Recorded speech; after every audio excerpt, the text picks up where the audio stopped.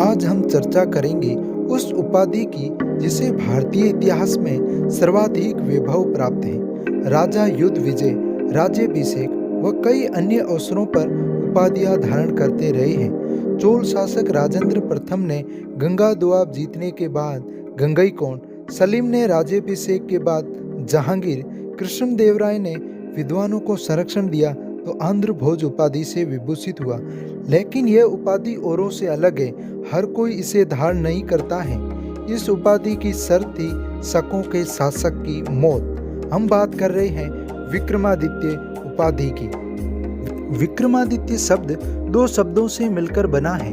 विक्रम का अर्थ है पराक्रम या शौर्य तथा आदित्य का अर्थ है सूर्य, इसलिए इसका अर्थ हुआ सूर्य के समान पराक्रमी।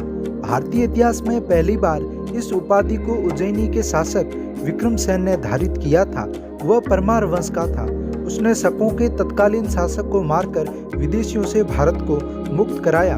उसने शकों पर विजय के उपलक्ष्य में 57 या 56 ईसा पूर्व में विक्रम संवत चलाया तथा विक्रमादित्य की उपाधि धारण की। इसके बाद गुप्त वंश के शासक चंद्रगुप्त द्वितीय ने शक शासक रुद्रसेन तृतीय को मारकर गुजरात, मालवा व काठियावाड़ को गुप्त साम्राज्य में लाया।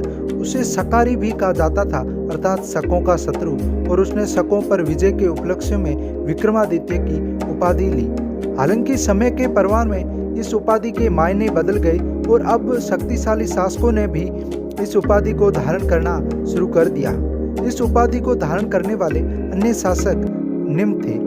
इनमें से एक था चालुक्य शासक पुलकेशिन द्वितीय का बेटा विक्रमादित्य प्रथम। एक अन्य चालुक्य शासक था विक्रमादित्य षष्ठ व अंतिम शासक जिसने इस उपाधि को धारण किया था वह था हेमू या हेमचंद्र विक्रमादित्य। यदि ये वीडियो आपको अच्छा लगा तो हमारे चैनल को सब्सक्राइब कर लीजिए।